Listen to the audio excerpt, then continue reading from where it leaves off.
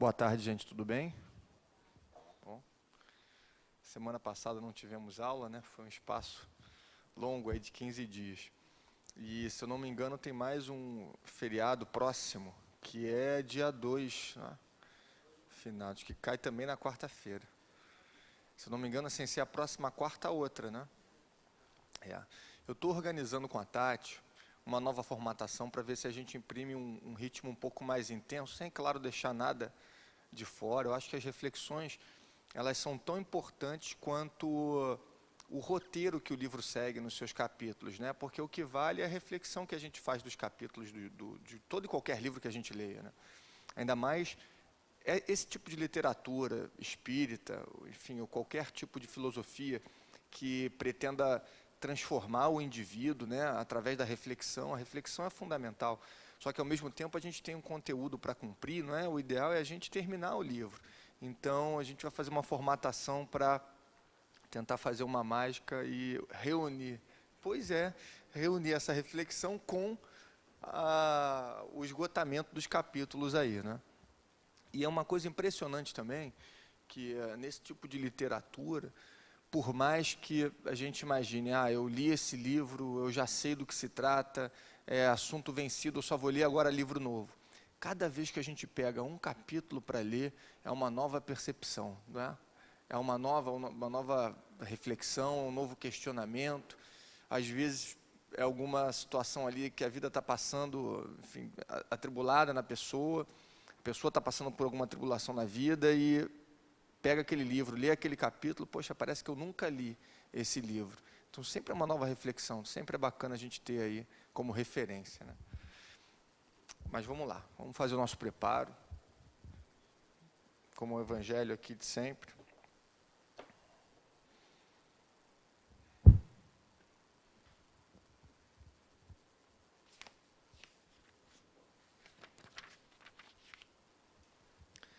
A ingratidão dos filhos e os laços de família. A ingratidão é um dos frutos mais diretos do egoísmo. Revolta sempre os corações honestos, mas a dos filhos para com os pais apresenta caráter ainda mais odioso. É, em particular, desse ponto de vista que a vamos considerar para lhe analisar as causas e os efeitos. Também, nesse caso, como todos os outros, o Espiritismo projeta luz sobre um dos grandes problemas do coração humano. Quando deixa a terra, o espírito leva consigo paixões ou as virtudes inerentes à sua natureza e se aperfeiçoa no espaço, ou permanece estacionário até que deseje receber a luz. Muitos, portanto, se vão cheios de ódios violentos e de insaciados desejos de vingança. Há alguns entre eles, porém, mais adiantados do que os outros, é dado, entrevejam uma partícula da verdade. Apreciam, então, as funestas consequências de suas paixões e são induzidos a tomar resoluções boas. Compreendem que, para chegarem a Deus, uma só é a senha: caridade. Ora, não há caridade sem esquecimento dos ultrajes e injúrias, não há caridade sem perdão, nem com o coração tomado de ódio. Então, mediante inaudito esforço, conseguem tais espíritos observar os que a quem lhes odiavam na terra, e, ao vê-los, porém, a animosidade se lhes desperta no íntimo. Revoltam-se à ideia de perdoar, e ainda mais, a de abdicarem de si mesmos, sobretudo a de amarem os que lhes destruíram, quiçá, os haveres, a honra, a família. Entretanto, abalado fica o coração desses infelizes. Eles hesitam, vacilam, agitados por sentimentos contrários. Se predomina a boa resolução, oram a Deus, imploram aos bons espíritos que lhes deem forças no momento mais decisivo da prova. E, enfim, é bem extenso, mas, para dar continuidade, ele vai justamente explicar essas questões aí que envolvem os laços de família, os laços de parentesco. E esses espíritos que saem daqui começam a habitar o plano espiritual, porque não tem outro lugar. Ou ele está aqui encarnado, ou está no plano espiritual. No plano espiritual, assim como aqui no plano encarnado, nós temos inúmeros bairros, inúmeras cidades, países, e lá também, mal comparando, a simetria é válida, né? Se você tem ali um padrão energético X, você vai para um lugar X. Se você tem um padrão energético Y, você vai para um lugar Y. Claro que inúmeros fatores, variantes, acabam contribuindo para você estar num determinado lugar e não em outro, no plano espiritual, né? Mas, via de regra, o que a literatura nos traz é isso, né? Você alcança ali aquela sua faixa vibratória e isso vai ser determinante para o lugar que você vai habitar no plano espiritual. E nesse momento, o espírito consegue perceber as consequências dos atos que ele teve na Terra, né? Olha, eu estou morrendo de ódio dessa pessoa. Ele percebe que por conta daquilo, ele está naquele lugar. E se ele está morrendo de ódio de alguma pessoa, certamente ele vai estar numa região ali astral, em que outras pessoas que também estão morrendo de ódio se afinizam e se reúnem. É claro que trabalhando como se fosse a regra, né? Depois de um determinado tempo, ele vai perceber que todo aquele rancor, aquele ódio, aquela infelicidade só faz mal a ele mesmo. E que ele precisa sair disso, porque ninguém aguenta ficar sofrendo eternamente. Ninguém foi feito para sofrer eternamente e ninguém aguenta ficar sofrendo eternamente. Cada um vai ter o seu tempo. E ele começa a tomar boas resoluções por conta da dor, desse sofrimento, dessa angústia toda. Assim como aqui na Terra também. Se o sujeito está passando por um momento de extrema angústia, a tendência é que ele reveja os seus atos para saber o que ele pode mudar e, enfim, traçar um novo objetivo, um novo caminho aí na sua vida. E qual é a função decisiva dos laços de parentesco? Muitas vezes, uma família, aquele núcleo familiar, ele é formado a fim de resgatar esses débitos. Se eu tenho, ajudar a mudança desse padrão. Primeiro, ao indivíduo se livrar desse padrão energético, vibracional. As outras pessoas que estão envolvidas em toda essa trama, se foram causadoras ou não, isso não importa, mas também buscam equacionar esse problema que em algum momento se criou e tomam essas resoluções. Olha só, a gente vai aceitar esse indivíduo, ele vai vir aqui, ele fez um mal, ou nós causamos mal a ele, e de certa forma, ninguém consegue viver em paz com isso. E aí se forma a família, né? As famílias, você vem como filho, você vem como pai, você vem como irmão. E a tendência, em muitas famílias, é, inclusive, você ter, mesmo aqui no plano físico, material, divergências, entraves, desgastes, repulsas. Então, não se sabe se a nossa família, em todo ou em parte, ela é formada por espíritos que se amam já de longas encarnações, ou não, ou resgates necessários. De uma forma ou de outra, a solução é sempre a mesma. Não interessa se a origem foi A ou se foi B, se a origem foi pelo resgate ou pelo amor. A orientação é sempre a mesma. Compreende e segue. Compreende e segue. Ajuda na medida do possível e segue. Ah, mas é difícil. É claro que é difícil, né? Quem é que vai falar que é fácil conviver com uma repulsa, com desgaste? Muitas vezes isso vem da própria pessoa e ela não percebe isso, acha que o problema está com o outro. Ah, esse filho é um problema, esse irmão é um problema, o pai é um problema. Às vezes o problema é justamente com ela, que não se enquadra naquele meio e por N motivos, não é? Agora, é necessário a gente conseguir compreender qual é o direcionamento que toda e qualquer religião dá, não só o espiritismo, né? Compreende, aceita e ajuda. Acabou. Não necessariamente a pessoa tem que estar próximo também, né? Muitas vezes um filho sai de casa, ou um pai mora distante, uma mãe, um irmão. Isso não quer dizer que houve abandono de forma alguma. Se você está amparando, se você está ajudando, se na medida do possível você compreende aquela pessoa, perdoa ou pede perdão pelas suas falhas, isso é o suficiente, né? Teve uma vez um amigo meu que falou, poxa, eu estou me sentindo profundamente culpado. Eu falei, mas o que aconteceu? A mãe dele mora fora do país. Ele falou, olha, eu me sinto muito distante da minha mãe, eu sei que ela precisa de mim, e eu estou me sentindo um sujeito que abandonou os pais. O pai dele já era falecido, né, mas abandonou a mãe no momento difícil. Eu falei, olha só, você dá o amparo que você precisa à sua mãe, você ajuda no que é possível aí os seus irmãos que estão aqui, então eu não vejo abandono nenhum. Você nutre algum tipo de raiva, ressentimento? Não. Ela nutre de você? Não, a gente tem aí os entraves, mas a distância acaba ajudando. Eu falei, então as coisas são para ser justamente dessa forma. De repente, se vocês estivessem próximos, você não estaria dando esses passos, né, em solução a esse problema, que sabe-se lá se é um problema, primeiro de tudo, pode ser uma coisa dessa encarnação. Vocês podem ter sido almas aí afins durante longo tempo, e nessa encarnação aconteceu alguma coisa que acabou causando algum tipo de desgaste. Ou se é uma história antiga, pouco importa, o que importa é que vocês se ajudam e vocês seguem, né? Acho que é uma reflexão sempre interessante, porque tudo que está, claro, aqui no Evangelho vai ser importante para as nossas vidas, mas essas questões de laços parentescos são sobremaneira importantes, porque é o nosso dia a dia, de todo e qualquer um aqui. Não é? Então é bem interessante a gente ter essa reflexão sobre essas questões aí. E aí? Alguma coisa? Tranquilo? Meus amigos, então vamos lá para a prece inicial. Quer fazer a prece? Tranquilo? Boa tarde. Senhor Jesus, Mestre amado, querida irmã Joana, querido irmão Francisco, pedindo que nos sustente e nos ampare nesta tarde, para que possamos, Senhor, termos nossos corações, nossas mentes abertas para todos esses ensinamentos. Muito obrigada e graças a Deus.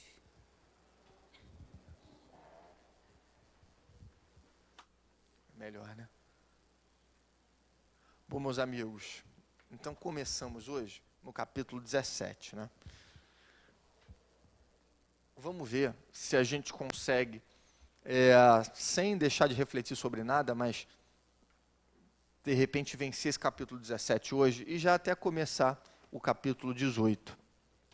É um capítulo bem importante, é bem extenso esse 17. O 18 também. Não dá para terminar, mas pelo menos introduzir o capítulo 18, se der, né? Também não vamos fazer nada que vá comprometer. Mas olha só, é o capítulo em que Francisco se encontra com um grande líder religioso católico da época, o Papa. E vejam bem, era um momento extremamente delicado, porque é claro que qualquer chefe de grande instituição religiosa tem um amparo necessário para poder seguir um determinado caminho.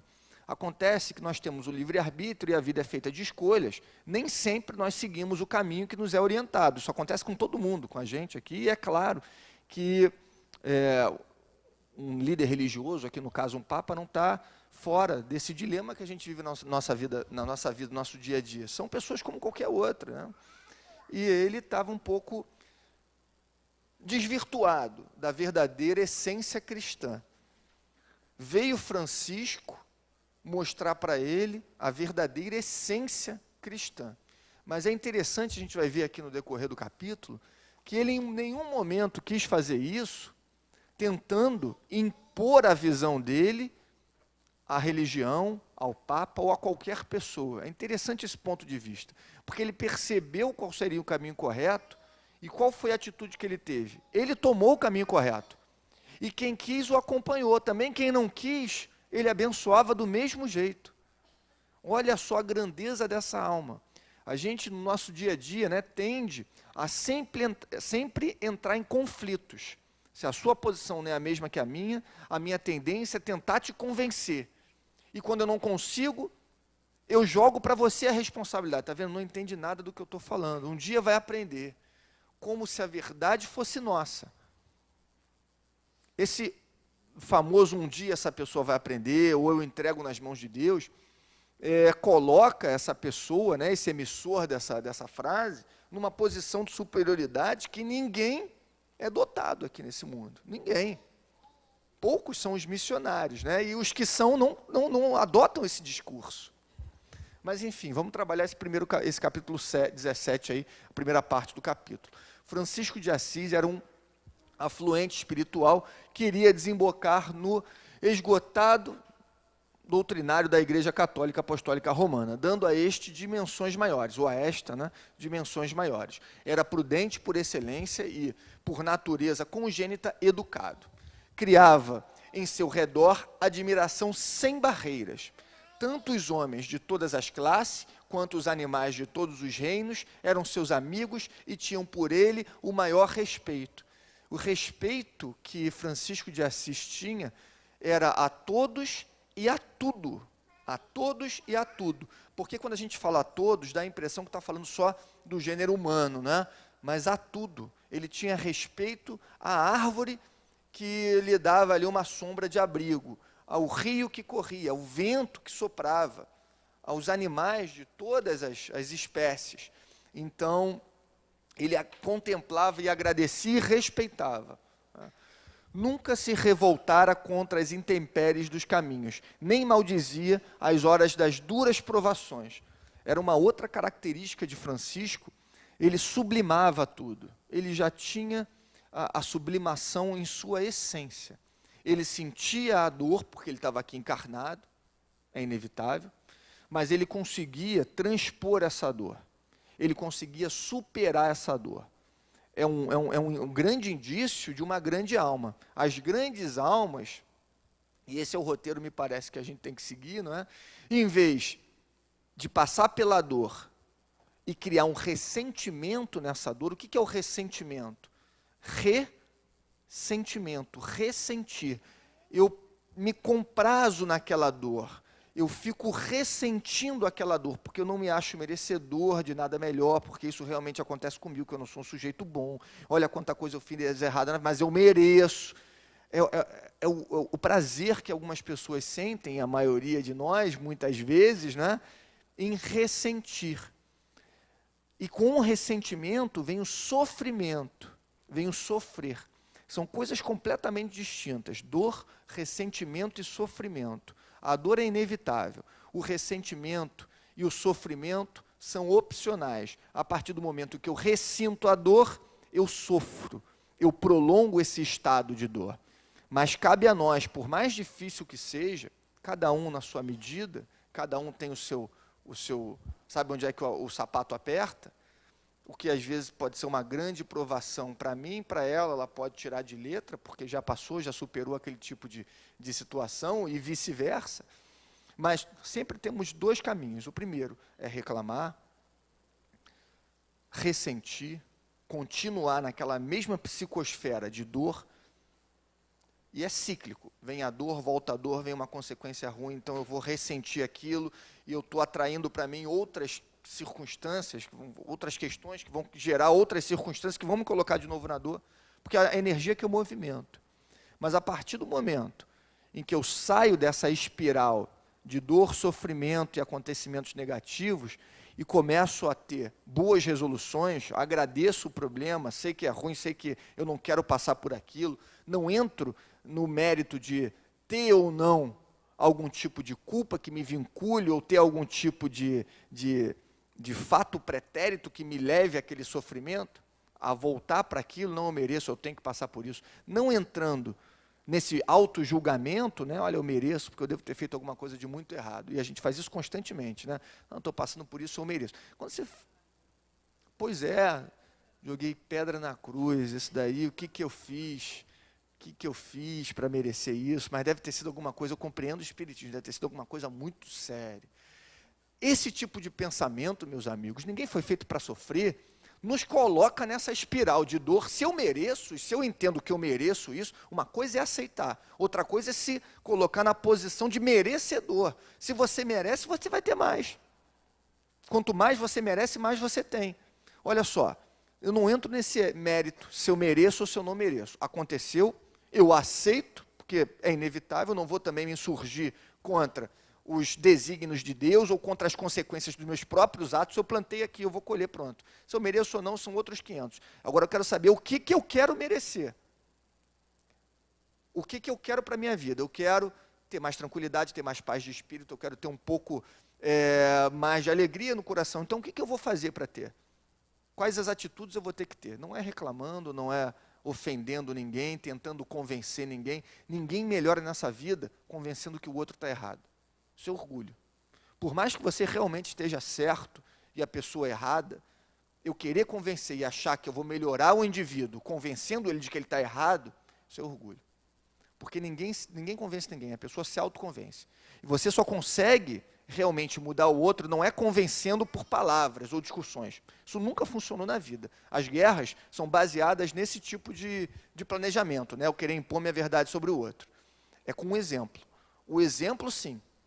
O exemplo vai convencer o outro indivíduo. Só o exemplo. Jesus trouxe o exemplo. Se ele tivesse trazido só palavras, a gente não estaria falando de Jesus aqui. Se fosse só um discurso. Porque bons discursos lindos, todo mundo tem. Todo mundo tem. Teve uma parte de um discurso muito bonita, que fala o seguinte: o ser humano, Ser humano, aí é um gênero, ser humano. Ele é um indivíduo único por natureza. Pela própria natureza, ele é um indivíduo único, que merece o maior respeito. O maior respeito e consideração. É uma palavra bonita ou não é? Veio de uma grande alma, de repente. Quem falou isso? Foi Hitler. Hitler falou isso. E ele tinha alguns discursos que ele introjetava algumas passagens bonitas para depois segregar, para depois dividir, para depois trazer as exceções. Mas, em alguns pontos, se você destaca só essa parte, pelas palavras, você vai falar, isso aí veio de uma grande alma. Sem também julgar o indivíduo, né? Ele vai ser perfeito como todos nós aqui, atrocidades aconteceram e a gente tem que ter como uma grande lição. Todas essas atrocidades que aconteceram, a dor, tem que ter respeito, claro, pela dor de todo mundo e por todas as famílias que foram afetadas pela Segunda Guerra, mas as palavras não fazem nada de bom para alguém. É claro que pode ser um amparo, pode ser um conforto para a pessoa que está passando ali por uma certa dificuldade, mas imposição nunca ajudou ninguém. E é essa ideia de aceitação do outro que Francisco traz. Eu aceito você como você é, eu abençoo e eu faço coisas boas para poder servir de exemplo, é o que eu posso contribuir. A ideia franciscana é essa, né? Então, olha, nunca se revoltava contra as intempéries, nem maldizia as horas das duras provações. Francisco era um evangelho aberto, onde todos poderiam ler nas letras luminosas os seus exemplos. Um evangelho aberto. Você olhava para a vida dele, tudo que a gente tem hoje no Evangelho segundo o Espiritismo, na época, no Evangelho de Jesus. O Evangelho segundo o Espiritismo também é o Evangelho de Jesus, mas claro que é esmiuçado por Kardec e os espíritos de luz que os ajudaram aí, não é? Ele era a letra viva de Jesus, não eram só palavras. Não estamos aqui fechando os olhos para combater uma religião que serviu. Eu não sei se pegou de repente a primeira frase, mas não tem problema. A questão aqui é a seguinte. Não sei se eu pulei mais também do que um. Não, né? Está seguindo, né? Não estamos aqui fechando os olhos para combater uma religião que serviu de veículo para grandes santos, como para vários sábios, somente escrevendo por ordem maior aquilo que passou dos limites da sua área de ação. Ela, a Igreja Católica Apostólica Romana, e assistida por inúmeras falanges de anjos, é claro, em toda religião em que se trabalha com a ideia do bem, não é, de Jesus, por mais que você tenha ali indivíduos que vão desvirtuar, e isso é do ser humano, há o amparo de falanges do bem. Há o amparo de falanges do bem. A ideia, inclusive, é que essas falanges consigam, na medida do possível, encaminhar esses indivíduos para o caminho correto. Nem sempre isso acontece, como a gente falou aqui, por conta do livre-arbítrio. O ser humano pode não querer seguir um determinado caminho, ainda que seja para o seu prejuízo. Ninguém tira essa escolha dele. Ninguém tira. A questão é a seguinte: muitas vezes se taca pedra numa religião A, ou numa religião B, e numa religião C, ou qualquer filosofia de vida que procure aí trabalhar boas mensagens, por conta de falhas dos seres humanos, dos indivíduos que compõem aquela religião, aquela filosofia, como aconteceu aqui com a Igreja Católica. Não tem dúvida, eu não tenho nenhuma dúvida que hoje em dia a Igreja Católica, assim como temos em outras religiões, faz um excelente trabalho, um bonito trabalho. Olhou para trás, viu no que errou, pediu desculpas e procura não errar novamente, como todo mundo aqui faz na sua vida. Eu olho para trás, eu vejo meus erros, eu procuro não fazer, peço desculpas, não é?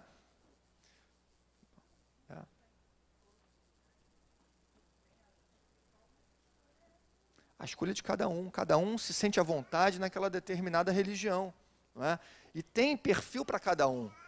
O que é feio, na verdade, eu acho, no meio religioso, é o indivíduo criticar a religião do outro. Isso aí não serve para você, você tem que vir para a minha religião. Espera aí, está trazendo aí benefícios àquele indivíduo? Está fazendo com que ele se melhore, ajudando a sua família? Bom, mas acontece isso, o orgulho também. Pois é. Pois é, desculpe e abençoa. Pede desculpa e abençoa, como Francisco faz, não é? Mas tem muitas coisas que eu não concordo. Tem muitas coisas que eu não concordo em muitos lugares. Não só na religião católica, numa religião ali mais evangélica, né? Protestantes, não. Em todo e qualquer lugar. Você, como ser humano, sempre vai refletir, olha, não achei isso certo, eu não acho essa posição mais adequada, em toda e qualquer religião. Não é? E o problema não é da religião. Claro. O problema não é da religião, o problema é das pessoas. Né? Nós somos o problema. A religião está ali para trazer benefícios. Aí nós interpretamos mal, desvirtuamos ali o sentido das coisas. Né? Temos a nossa interpretação exclusivista. Não, mas eu interpreto dessa forma, eu interpreto da outra. Mas e a essência? A essência é tão simples, não é? É tão simples. Eu, às vezes, me pego, falando, nossa, estava passando outro dia ali e estava escrito, o nosso templo lá, um determinado templo, ele é muito próspero. Aí estava lá uma foto de um avião, de um barco, uma lancha, um carrão, e convidando para os cultos. Né?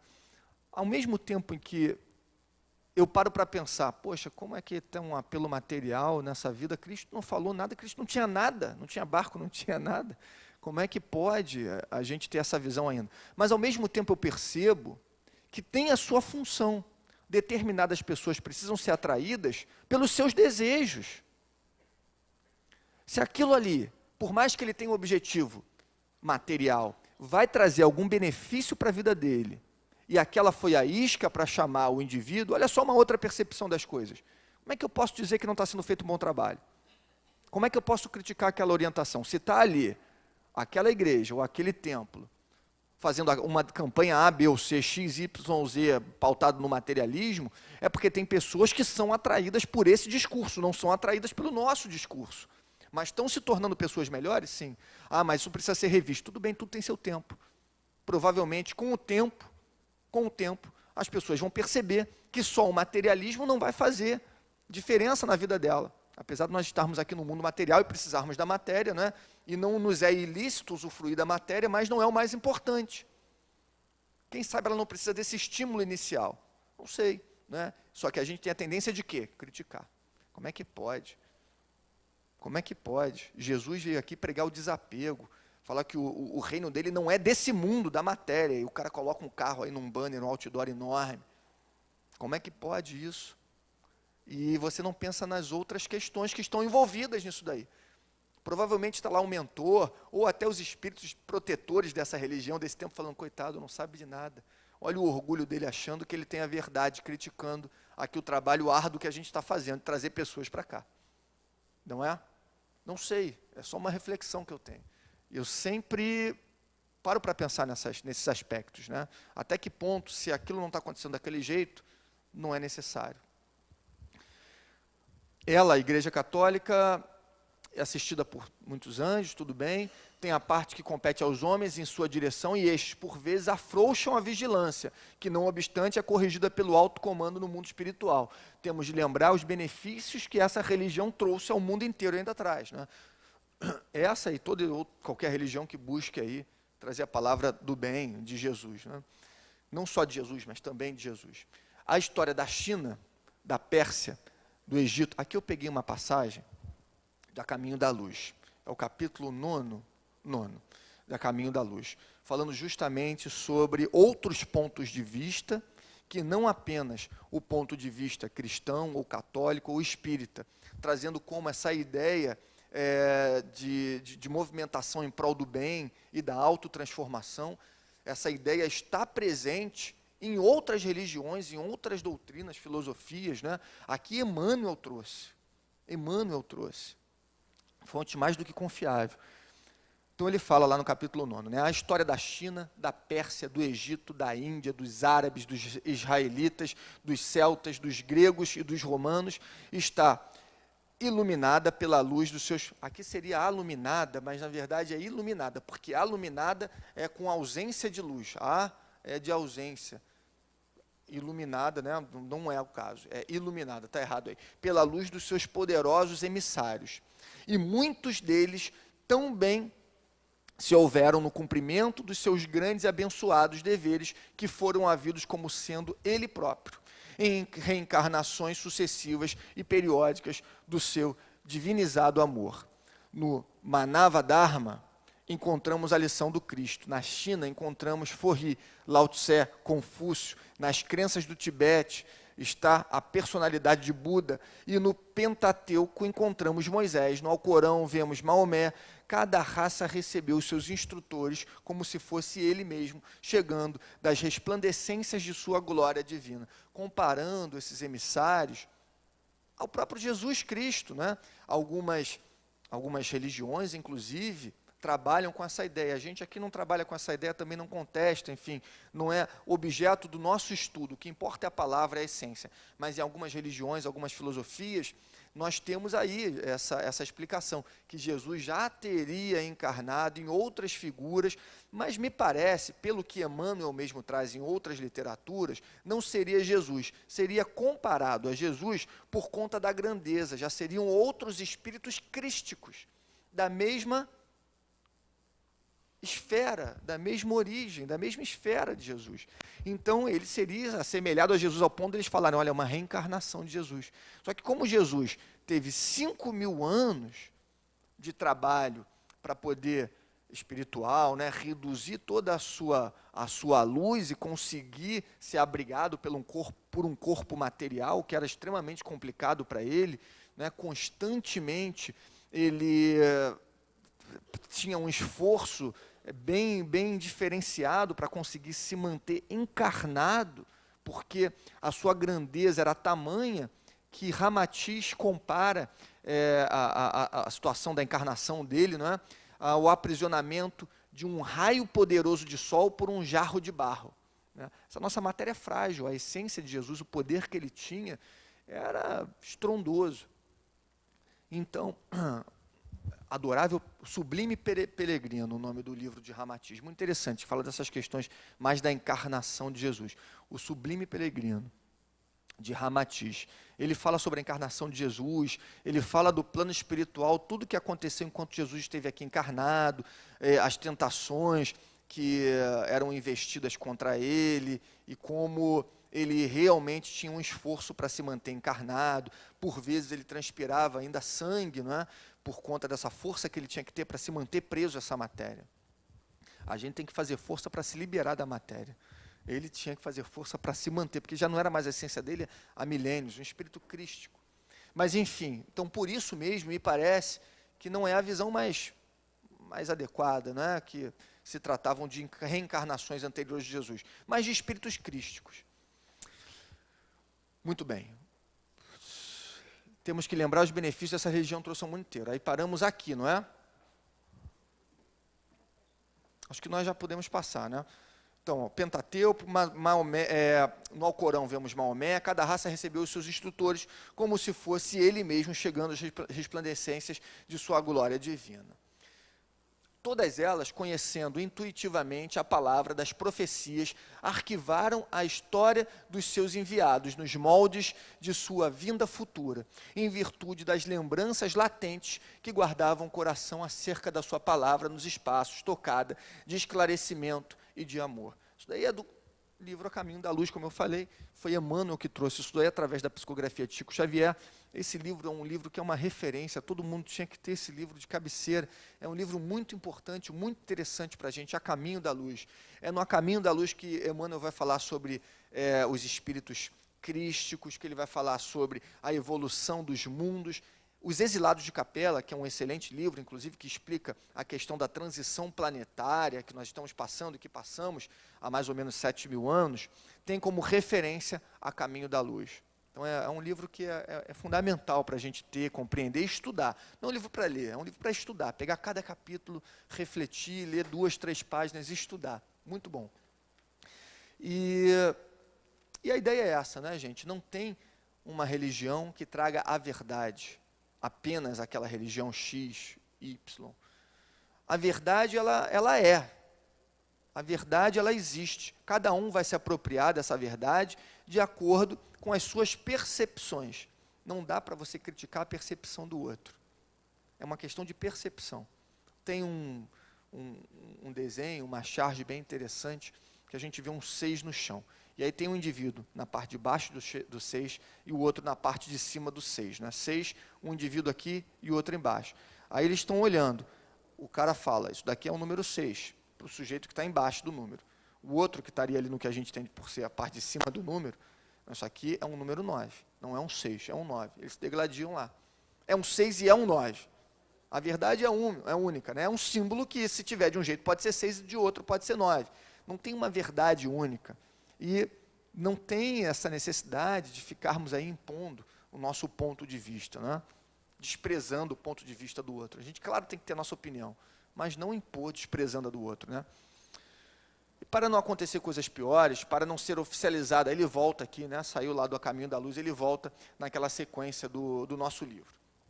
Para não acontecer coisas piores, para não ser oficializada a religião em todo o mundo e fechadas as portas da democracia espiritual, essa questão da democracia espiritual, ela se contrapõe a todas essas expressões que a gente vê, até na doutrina espírita, de intolerância religiosa. Você não pode concordar com uma ou outra ideia que aquela determinada religião tenha sobre o que é mais correto para a sua vida, se é você buscar só a matéria, ou você buscar só isso, ou só aquilo. Você pode até não concordar, mas a partir do momento em que eu tomo uma verdade e quero impor a verdade dos outros, eu estou sendo intolerante, tá? E não estou sendo democrático. E não estou sendo democrático. Dá para criticar a doutrina de Gandhi, que Gandhi levantou no hinduísmo? Dá para falar que ele está errado, que aquilo ali é um absurdo? Mas dá para falar que aquela é a única verdade? Aquela é uma apropriação que ele fez da verdade. E excelente para todo mundo, né? Ele seguiu ali os preceitos, apesar de ser profundo admirador de Cristo, tanto é que para ele o diploma mais importante presente hoje na humanidade é o Sermão da Montanha, para Gandhi, né? Eu digo porque a alma vive, uma grande alma, está ainda inspirando aí as pessoas, né? A alma vive. Então, é o Sermão da Montanha, para ele é essa obra, a mais importante da humanidade. Dá para falar que está errado, porque ele não é cristão, porque ele não era espírita? Jesus não era cristão. O cristianismo surgiu depois, não é? O termo cristão advém de Cristo. Então, essa questão da intolerância, ela é muito desgastante. O plano espiritual, ele nos traz que a tolerância é a palavra-chave, porque nos remete à humildade. Tolerância é humildade. Intolerância é orgulho. É achar que a minha visão é melhor do que a sua. Não é? E essa questão, eu achei muito bacana essa terminologia. Democracia espiritual. Né? Então, para você ter uma maior democracia espiritual, havia, claro, na época, intervenções da espiritualidade, e Francisco era uma das maiores intervenções da sua época, até hoje, né? Trazendo os ideais do desapego, né? Da essência cristã para a Igreja Católica. Tolhendo os direitos dos homens, o próprio Jesus, por vontade de Deus, que serve de canal divino, enviou Lutero com seus coadjuvantes em todo o mundo para organizar a reforma. Lutero. Quem enviou Lutero? Jesus. Jesus. Houve uma segregação ou houve democracia? Democracia. Enviou Lutero com seus coadjuvantes em todo o mundo para organizar a reforma, no sentido de enfraquecer os poderes de Roma e dar liberdade às consciências, deixando livre escolha às linhas religiosas. E o livro sagrado deveria ser libertado da escravidão, como também as interpretações que a ele eram dadas. Todas as falhas de toda e qualquer religião estão nas interpretações, nunca na própria palavra de Cristo, nunca, porque era uma palavra de perfeição, nunca. Só que cada um se apropria dessa palavra como quer. Todo mundo tem a liberdade de escolher as suas interpretações, mas isso não altera a essência. O Alcorão, lá o fundamentalismo religioso, o Alcorão, ele na verdade traz ali questões lindas. As pessoas interpretam de uma forma diferenciada. Quer falar? As pessoas se apropriam de uma forma nefasta. Eu digo os fundamentalistas, né? Claro que você tem ainda os seguidores corretos. Não tem só fundamentalista, mas na verdade, o momento de se refletir sobre isso por conta dos acontecimentos que a gente vê no Oriente Médio, principalmente, né? Na noite que fora lida a carta de Francisco no Vaticano, em reunião com os cardeais, aí o que acontece aqui? Olha só. Já demos um salto, vocês vão perceber, para a gente pegar as partes principais. Francisco, com esses ideais de reforma, mas não reforma da Igreja Católica, mas reforma nos seus próprios hábitos, enfim, buscando seguir a essência da palavra cristã, dos ensinamentos de Jesus Cristo, claro que seria fundamental também para a Igreja Católica. Tanto é que houve um agrupamento no plano espiritual e que pegaram Inocêncio III, o Papa da época, para falar para ele, olha só, você precisa receber uma pessoa muito importante que vai reconduzir a Igreja Católica ao seu real eixo, né, ao seu caminho correto e principal. E ele vai vir aí e você vai precisar compreender a essência do que ele vai trazer para vocês e aqui para a religião, porque vocês estão um pouco desvirtuados disso, né? E o Inocêncio III, né, encarnado e um pouco confuso, porque todo mundo que está encarnado fica confuso, reconheceu essas palavras, achou que fosse o próprio Jesus que estivesse falando com ele ali, a gente vai ver mais para frente, que não era mais uma grande alma enviada por Jesus, e mais para frente ele vai receber Francisco. É aí que a gente vai ver, só para contextualizar esse salto que a gente deu, né? Na noite que for ali da carta de Francisco no Vaticano, em reunião com os cardeais, o ambiente ficará pesado diante das discussões, cujo conteúdo não vale a pena mencionar por ser desnecessário. Imagina, na igreja da época, extremamente conquistadora, de posses, propriedades, vinculadas a uma doutrina mais material do que espiritual, chegar uma carta dizendo que, na verdade, a essência espiritual deveria prevalecer, a ajuda aos mais necessitados e ao desapego, ainda que fosse tudo que você tivesse ali na sua vida, sua roupa, se fosse importante para um outro irmão, você precisaria dar essa roupa, um chinelo, para esse outro irmão, que esse era o comando de Deus. Imagina pessoas que tinham desvirtuado esse eixo central do cristianismo, de amar a Deus sobre todas as coisas e ao próximo como a si mesmo, cobertos de ouro, ouvindo isso, se o clima ia ficar ameno. Clima extremamente tenso. Aquelas convicções que estavam ali enraizadas na mente dessas pessoas não deixavam eles perceberem que, na verdade, eles estavam se afastando da essência. Ô, Dani, até a gente, né? Vamos botar pra gente. Parece uma pessoa pra gente, com o pezinho descalço, com uma roupinha de saco, vira pra você e fala, olha, deixa tudo teu.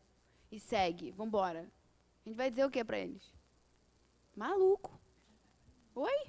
Deixar minha casa? Pra quem? Pra você? Você tá pedindo? Ainda vamos achar que ele tá armando alguma coisa. Quando né? A gente ouve, né? Porque às vezes você não tem nem oportunidade de ouvir o que o cara está pedindo. A gente já imagina assim, não. Então, alguma coisa por trás aí, não é possível que o cara tá querendo que eu largue tu para fazer o quê? Andar na rua? Ajudando? Isso é surreal. Pra eles, pra nós, é difícil, né? A gente que nem tem aquela pompa toda, né? Nossa casinha humilde ou não.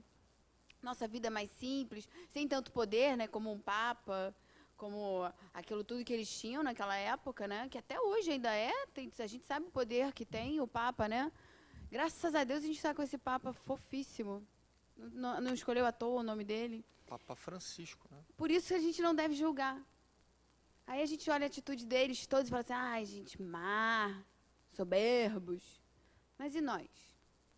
Será que nós estaríamos prontos para Francisco bater na nossa porta? Agora? Vim falar assim, larga tudo aí, velho. Difícil. Exatamente. A ideia deles é exatamente o que o Daniel está falando. Que aquilo que eles estavam fazendo, todos eles estavam certos daquilo que eles estavam fazendo. Ninguém estava agindo de forma errada. Ninguém, como Paulo. Paulo de Tarso era o que antes? Um dos maiores perseguidores dos apóstolos foi Paulo de Tarso.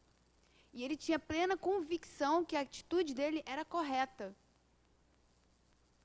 E aí, só que aí, quando ele se ilumina, né, ele vê o mestre, né, e ele se entrega, né, completamente. Aquilo ali já era uma mente completamente preparada, que estava ainda perdida, né, criada e educada, né, com convicções, né, que ele seria, que ele era judeu, né, e ele estava trabalhando para aquilo, e ele era tão forte, certo daquilo que ele queria, como botaram ele para naquele caminho, era aquilo ali.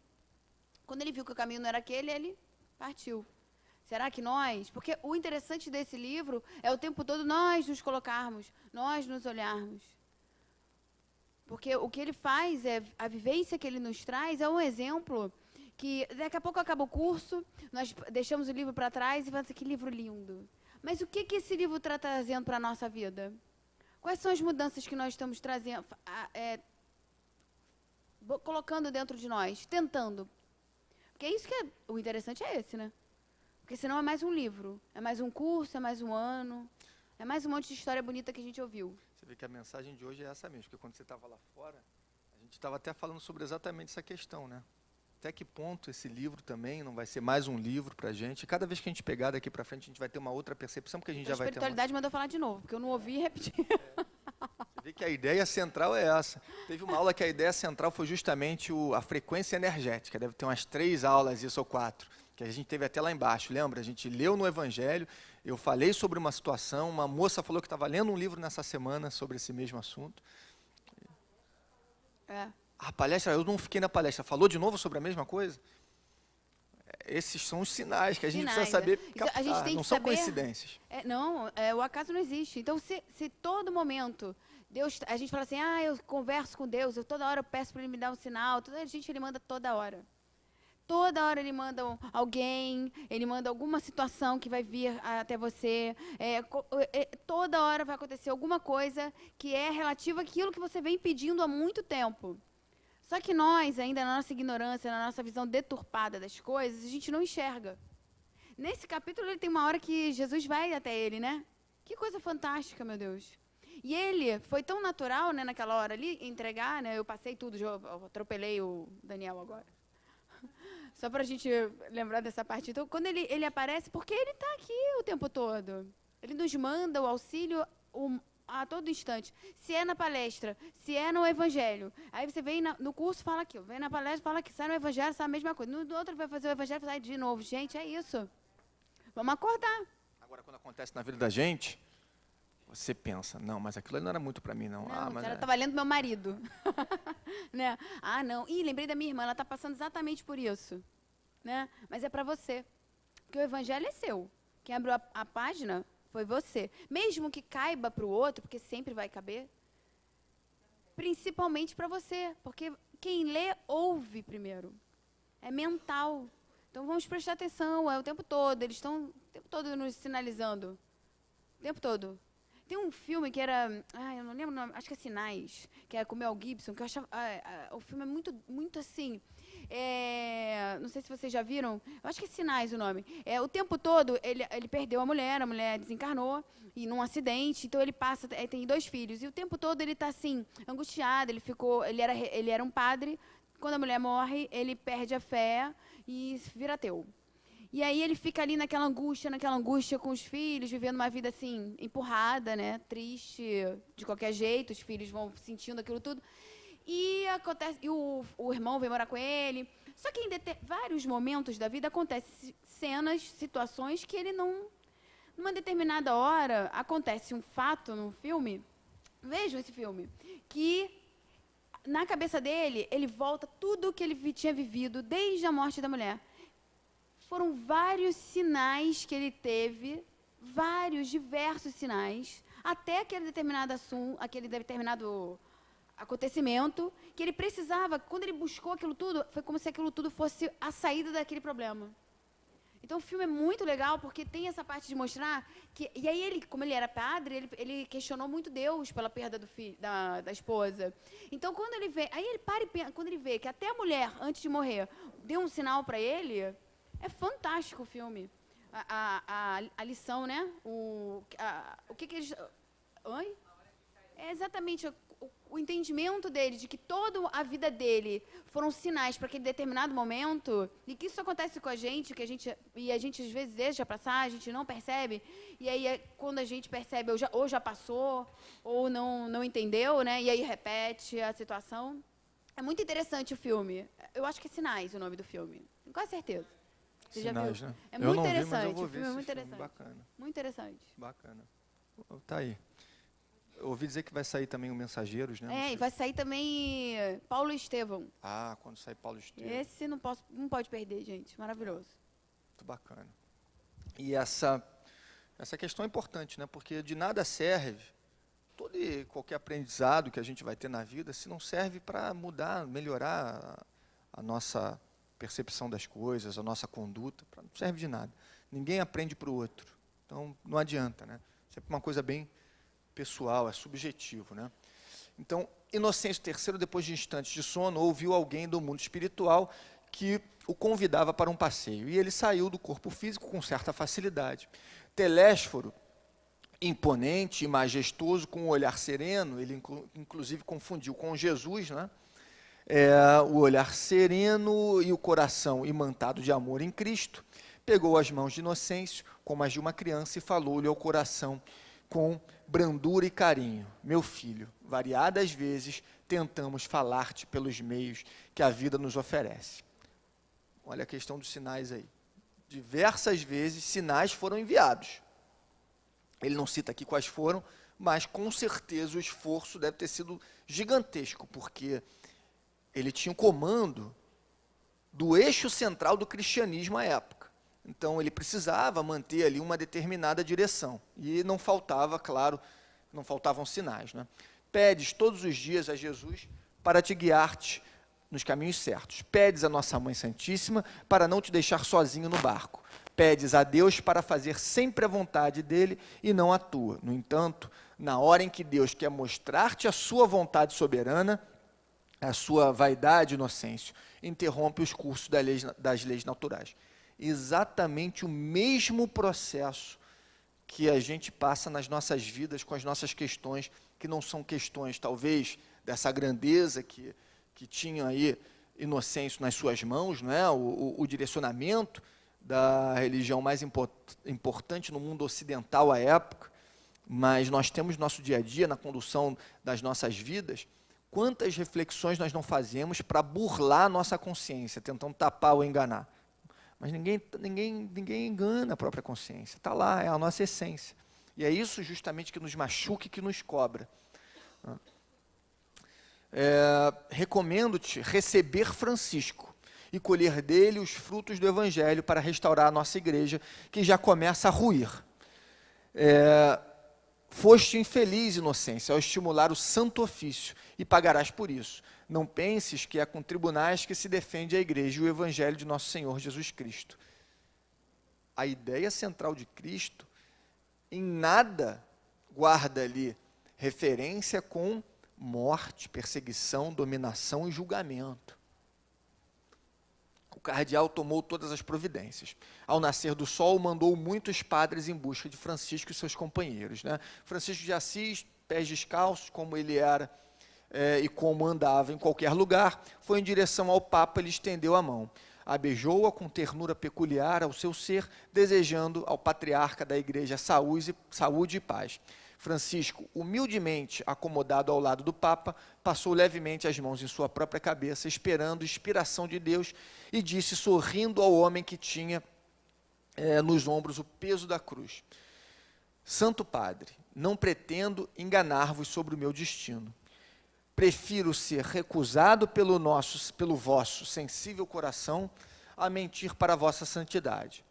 Compreendo a posição que ocupais diante do mundo, frente aos reis e príncipes de muitos países.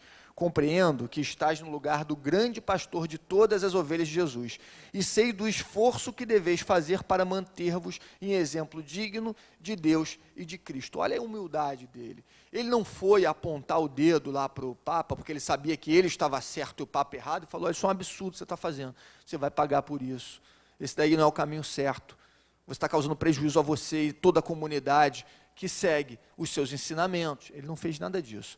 Ele, com humildade, demonstrou que o caminho dele era outro. E a gente vai ver ali mais para frente, eu acho que eu coloquei, e que ele não veio impor, ele só veio ser o que ele acha que é correto ser.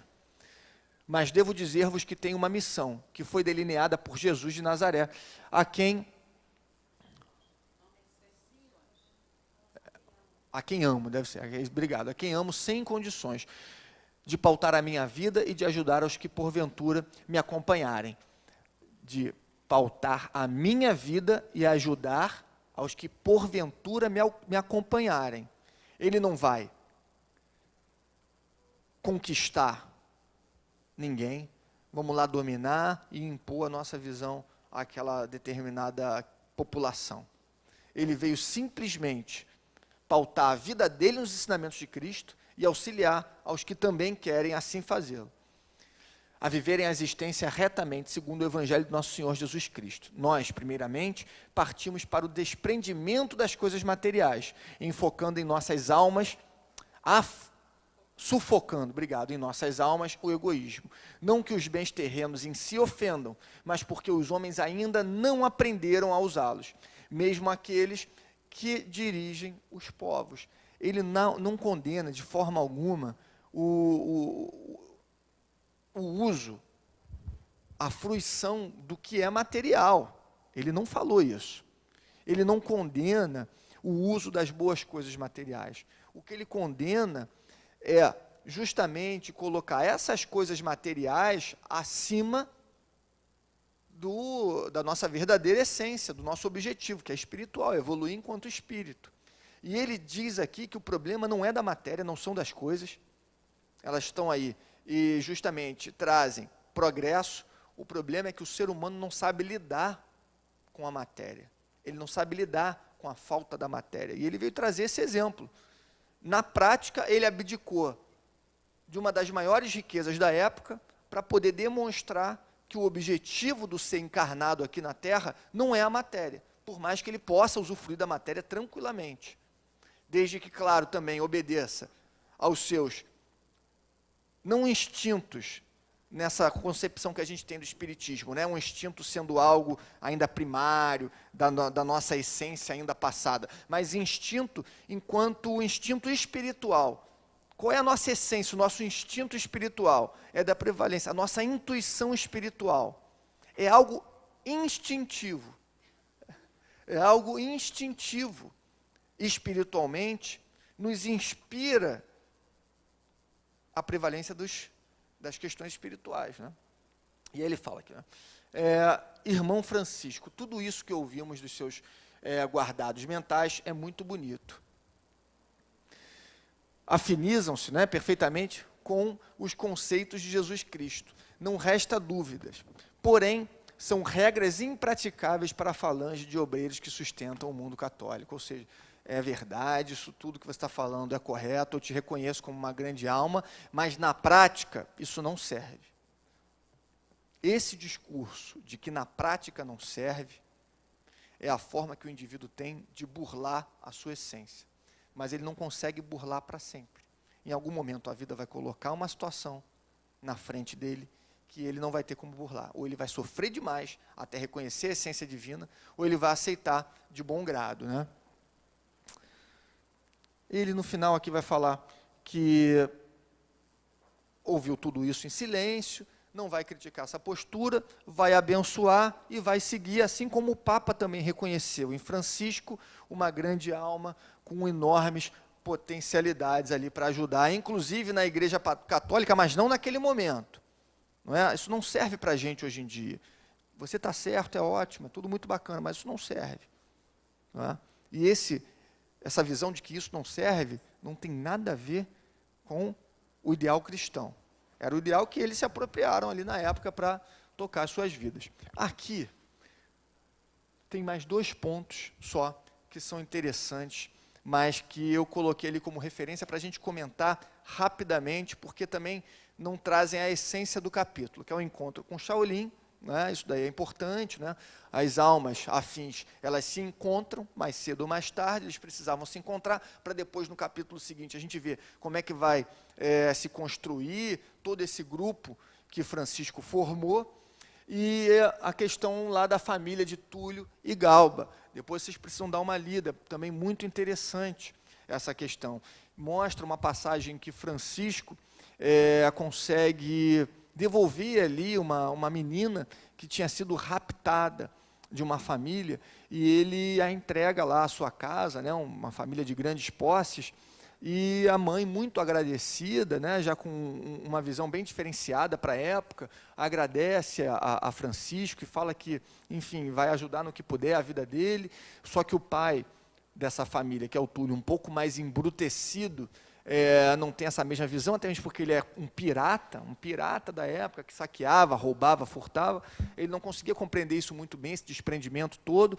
Tem uma trama pequena aí que vocês vão ler nessa parte final do capítulo 18, e no final é muito bacana porque tudo se resolve de forma perfeita, não é? Ela vai lá e doa um ouro, porque o que o Túlio falou? O pai falou a essa mãe, né, dessa menina que tinha sido ali entregue por Francisco de Assis, né, a sua verdadeira família. Falou, olha só, tudo bem, eu não vou discutir com você não, você acha que tem que dar um pouco aí de ouro para o Francisco? Pega lá a sua vontade e entrega o que você acha devido. Pô, que bacana, né? Mais à frente, o que ele fez? Juntou a gangue dele e falou, olha, não queria contrariar minha mulher. Vamos lá e vamos saquear, eles vão estar com o nosso ouro. Eu não vou deixar isso sair barato assim não. Foram lá, tentaram saquear, mas eles já tinham entregue esse saco de ouro e pedras preciosas a outras pessoas que vieram pedir ajuda, entregaram tudo. E, bom, por questões que não são acasos, né, esse saco de ouro acabou retornando para casa dessa família, para, eu acho que numa imagem simbólica, né, mostrar que de tudo que é importante nessa vida e de tudo que foi relatado nesse trecho aí dessa família, o que menos importa é esse apego ao ouro, às pedras preciosas, ou ao material, enfim, ou a qualquer coisa que vá ser de essência exclusivamente material, né?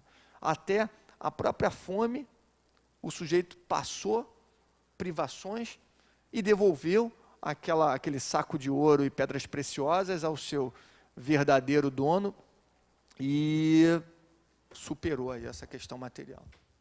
É muito boa essa passagem. Leiam. Quem não leu, Vejam com calma, é muito bacana. Porque quem pega o dinheiro é maravilhoso, né?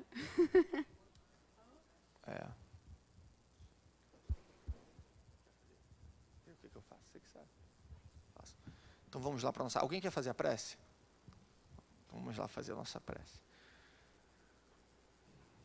Pai amado, Jesus nosso mestre querido, Joana, Francisco, Espíritos de luz aqui presentes, mais uma vez agradecemos a oportunidade de estarmos aqui, reunidos, em prol dessas reflexões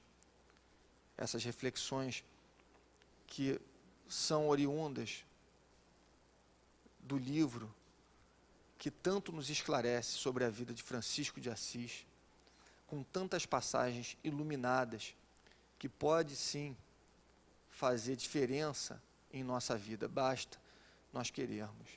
Muito obrigado, nos ampare em retorno aos nossos lares, nossa permanência na casa, tenhamos todos uma boa semana, graças a Deus.